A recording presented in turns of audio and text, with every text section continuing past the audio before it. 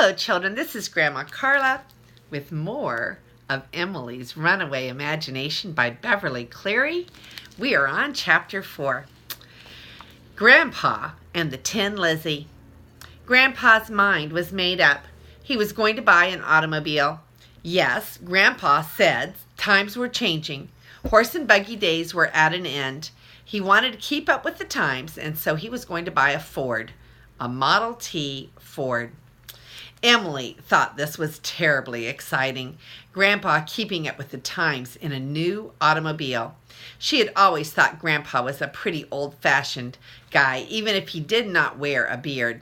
Why, he still called electricity juice. "Switch off the light," he would say. "We don't want to waste the juice." But now Grandpa was going to change his ways, and Emily was going to be closely related to an automobile. When the boys and the girls at school bragged about their family's automobiles, Emily had always said proudly, "We don't have an automobile. We have a tractor." It seemed as if everybody had a different opinion about Grandpa's buying an automobile. Grandma could not see why he wanted such a contraption. My land, a person could walk any place he wanted to go in Pitchfork, and when was he going to find time to drive, when the store opened until all hours? Mama said that she'd hoped that he wouldn't do anything reckless at his age. Daddy just laughed and said let him have his fun. Grandpa's customers jostled him about his plans to buy an automobile. Every morning the old men would come in to sit around the store while they waited for Uncle Avery to sort the morning mail. And they asked, "Well, Will, have you bought that Tin Lizzy yet?" Emily was on pins and needles for fear that Grandpa might change his mind about keeping up with the times. But at last the great day came. Mama and Emily went uptown to help Grandma mind the store, while Grandpa took the new auto stage to Niceville to buy the Model T Ford. Emily practiced trying to shake open her paper bag with a flourish and a snap, the way Grandma did, so that people would look at her with admiration and say, "The way that girl snaps paper bags." While she tried and tried, Grandma fussed and worried and declared it was foolishness for Grandpa to drive back to Niceville in that contraption when he had never driven before. Late in the afternoon, Mama kept going out to the porch and peering down Main Street in direction of Niceville. Emily could not see what they were so worried about. What was there to driving an automobile besides starting, stopping, and in a pinch backing up? Old George A. Barbie had explained it all to Grandpa before he left that morning. There was nothing to it except sometimes on a steep hill it was necessary to turn around and back up the hill so that the gasoline could run down to the engine. "Mercy!" Grandma would exclaim, going out to peer down Main Street. "I hope he hasn't hit a cow the way old George A. did that time." It was Emily, tired of trying to shake open paper bags, who went out to sit on the front porch steps and saw Grandpa driving down the road as nice as you please. "He's coming!" she shouted. "He's coming!" Mama, Grandma, and all the customers rushed out to the sidewalk to watch Grandpa's arrival. There he came, down the road, across the bridge, and up Main Street, beaming and triumphant. He drew up in front of his store. "Whoa!" he cried as he stopped his new automobile. "William, you made it!" exclaimed Grandma in relief. "Of course I made it," answered Grandpa, climbing over the door on the driver's side, which was not made to be opened. Everyone clustered around to inspect and admired Grandpa's new black touring car. Old George A. Barbie was there to open the hood and inspect the engine. Old George A., as everyone in Pitchfork called him, was the town's authority on Fords because he had been the first one to own one. Emily was a little disappointed because the Ford did not have a vase for flowers on the dashboard, but it did have a number of features that made up for it.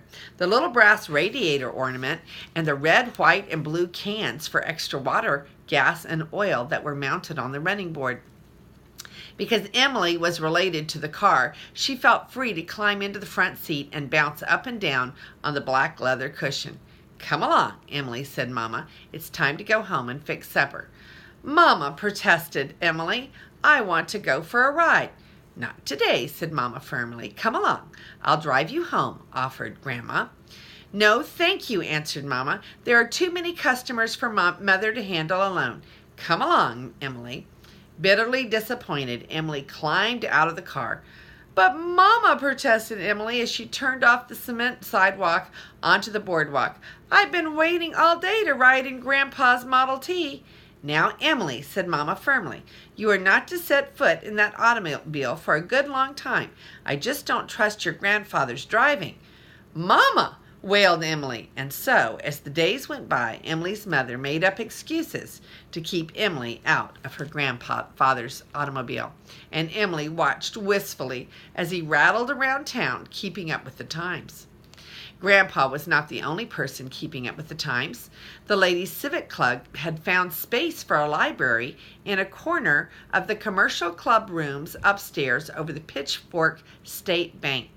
2 ladies loaned old china closets and with glass doors that could be locked to be used for bookshelves. Mama was appointed librarian. Now all they needed was books. Mama wrote a letter, which was published on the front page of the Pitchfork Report.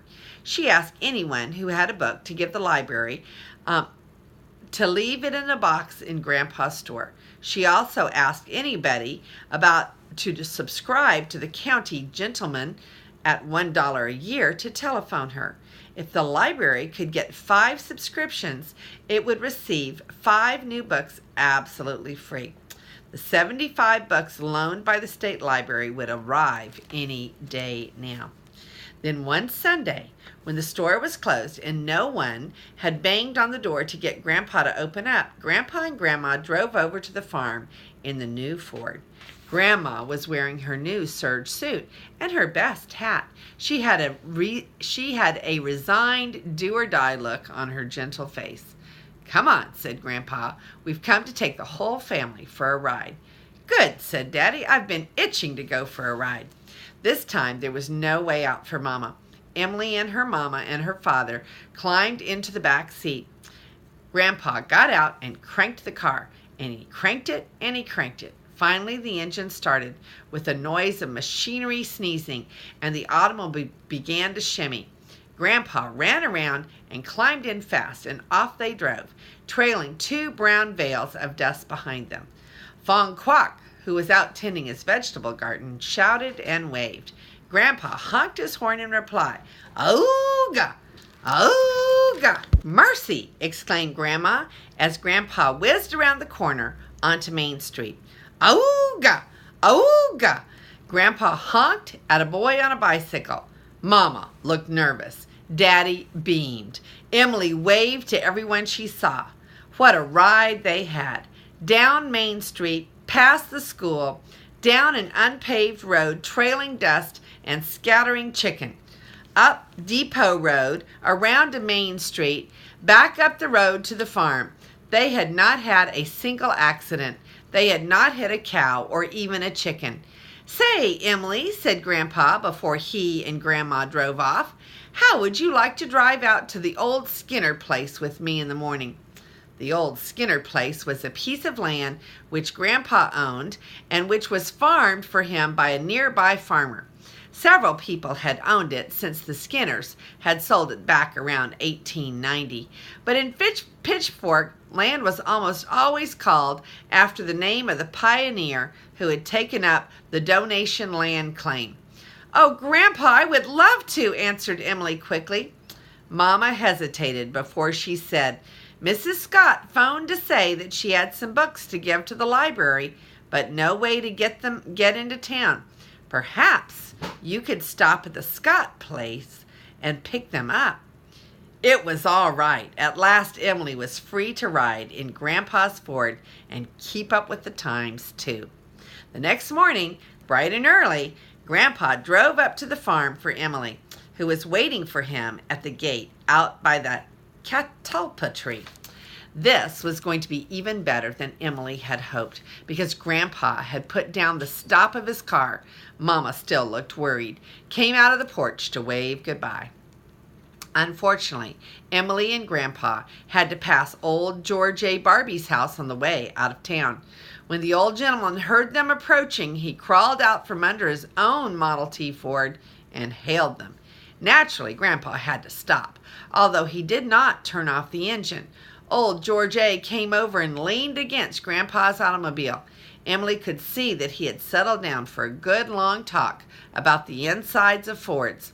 Emily squirmed around on the leather seat while the two old men discussed how such tiresome things as spindle jolt joint anti-rattlers, slipping clutches, low bands that might burn out, the advantages of a Ruxtel axle. It seemed to her that the chugging motor was as eager to be off as she was. Finally, Emily simply could not stand it. "Grandpa," she said urgently above the noise of the engine, "don't you think we'd better go?" "Yes, Emily, I expect we'd better," agreed Grandpa. "Well, thanks for the advice, George A." At last, they were on their way. It was a beautiful day for a drive in the country in an automobile with the top down. The fields were green. The sky was blue with whipped cream clouds.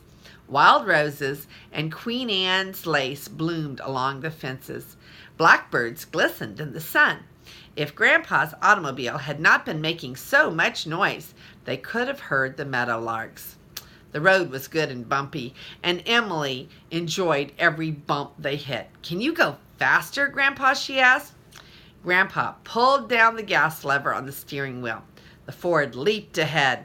Emily jounced and bounced around on the leather seat, but she managed to look at the needle on the speedometer which Grandpa had installed. "Grandpa," she shrieked, "we are going 25 miles an hour."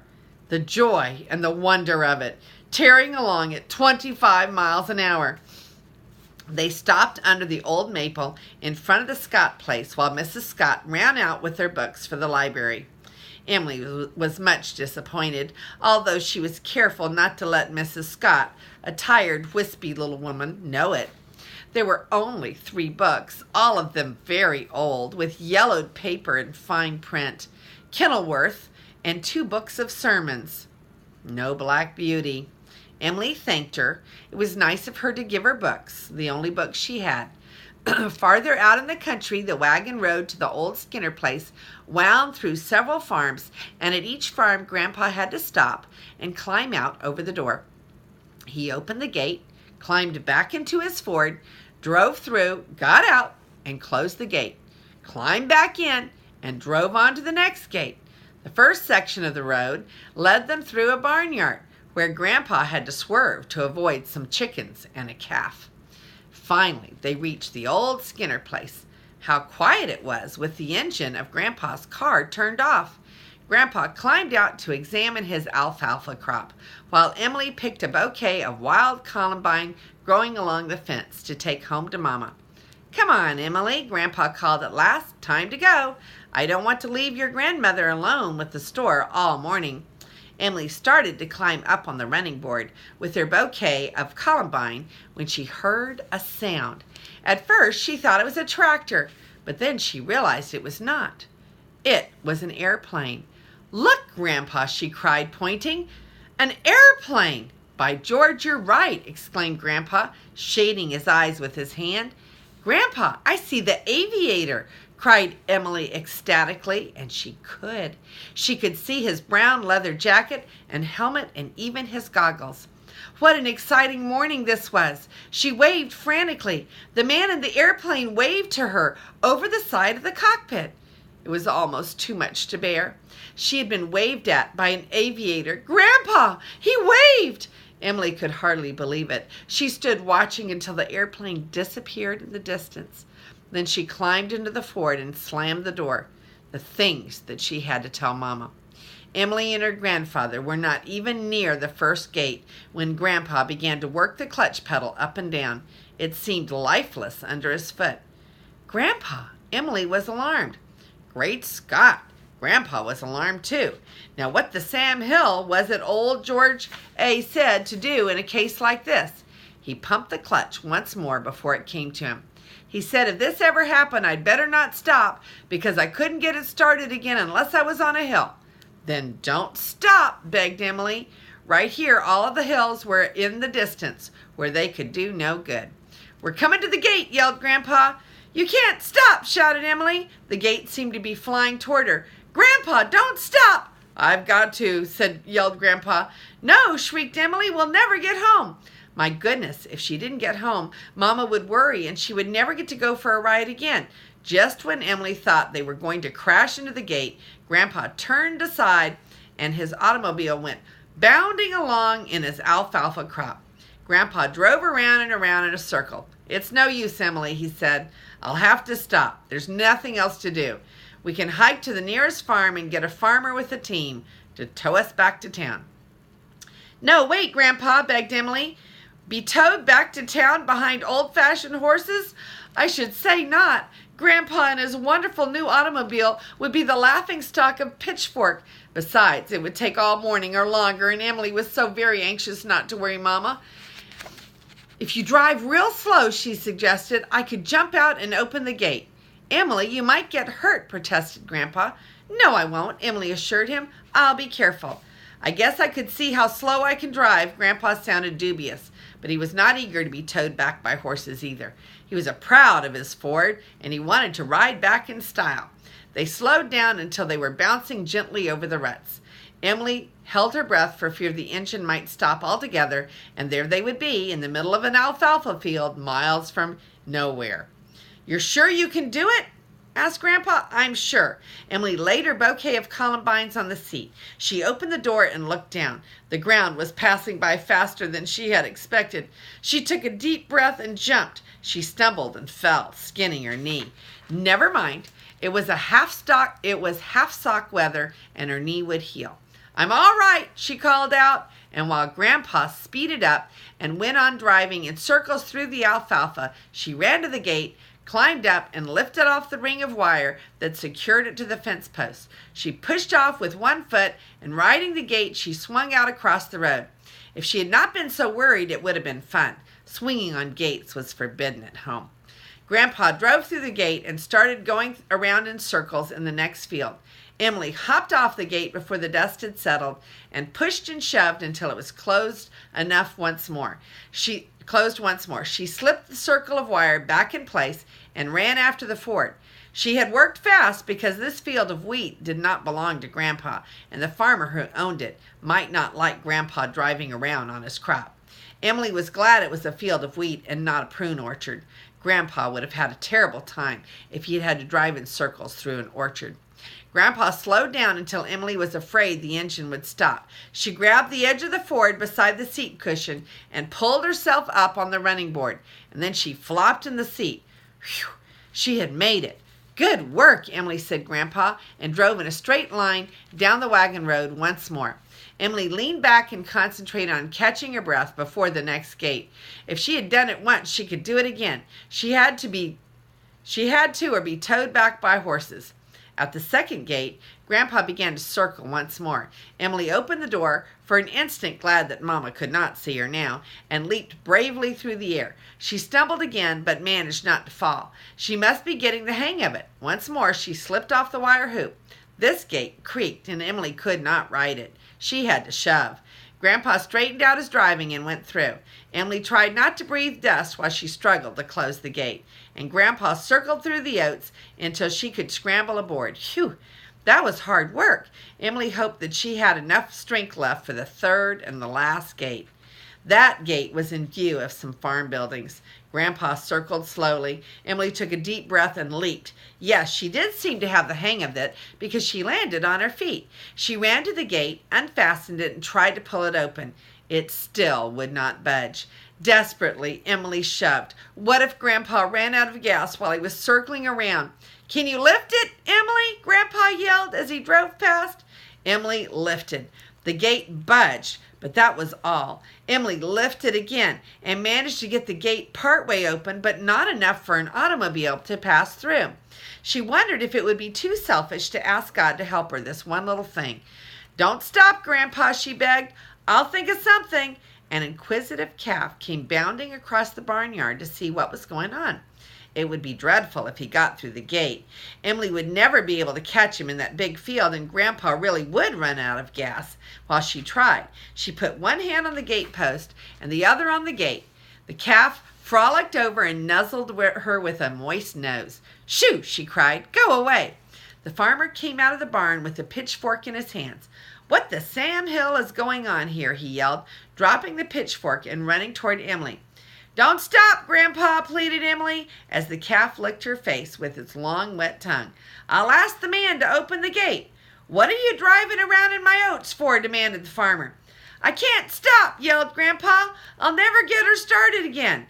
"Please open the gate for us," begged Emily, shoving at the calf with her foot. If only the farmer would help them out. The farmer began to laugh. "Beat it, Buttercup," he said, slapping the calf on the rump. Then he opened the gate for Emily. "Oh, thank you," said Emily with great feeling. "Thank you ever so much." She hoped she was doing a good job of thanking the farmer. If Grandpa felt that he had to thank him too, he might think he had to stop. No, it was all right. Grandpa was circling the barnyard, skillfully avoiding 3 chickens and the bounding Buttercup. The farmer stood watching Emily with something like admiration as she leaped to the running board when Grandpa drove away. "Thank you," she called again, to make sure, as she flopped into the seat. "Thank you, sir," Grandpa yelled above the noise of the engine. "You're welcome," the farmer yelled back. "Next time, get a horse." Gracious! Emily hoped the farmer did not get to town often. She did not want this adventure to get around Pitchfork. Grandpa would never hear the last of it, and Mama might not let her go driving again. "Yes, sir, Emily," said Grandpa as they headed back towards Pitchfork. "I always said you were a humdinger." The ride back to town was peaceful enough, although Emily was a little nervous lest they meet a cow in the middle of the road that might force them to stop. It would be awful if they had to stop now after all that they had been through. When they came to Main Street, she said, "I can walk home from the store, Grandpa, as easy as not." "All right, Emily," agreed Grandpa. "You know, I have a feeling your mother might not think too highly of what went on this morning. Probably I shouldn't have let you do it. Maybe we had better keep it a secret, you and me." "Yes, let's," agreed Emily, who was happy that Grandpa wasn't going to tell either. Secrets were fun, and she was pleased that she and Grandpa had one, all of their very own. "Whoa!" cried Grandpa, stopping in front of the store just as if there was nothing wrong with his Model T. Old George A. Barbie would be only too happy to tell him how to fix it. When Emily climbed out with Mrs. Scott's 3 books and the bouquet of columbine, she discovered her legs felt wobbly. "Thank you for the ride, Grandpa," she said, not feeling the least bit like a humdinger. Grandpa's eyes twinkled. "Thank you, Emily. I don't know what I'd have done without you." He meant it, too. Emily walked home on shaky legs. No running or skipping this morning. She found Mama on the back porch doing some washing, which seemed surprising until Emily realized that it was only mid-morning, even though she felt that she had been gone for a very long time. "What lovely columbine!" Mama smiled over the ringer. "Did you have a nice ride, Emily?" "Oh, yes, Mama." Wearily, Emily sat down on the back steps to rest. "But, Mama, I don't think many people will want to read Mrs. Scott's donation." "Oh, that's too bad." Mama folded a pair of overalls so that they would go through the ringer. "And, Mama," said Emily, "the most exciting thing happened. I was waved at by an aviator. An airplane flew over and I waved at him and he waved back." "Why, Emily, that's the 2nd airplane that has been around here this year." Mama guided the overalls into a washtub of rinse water.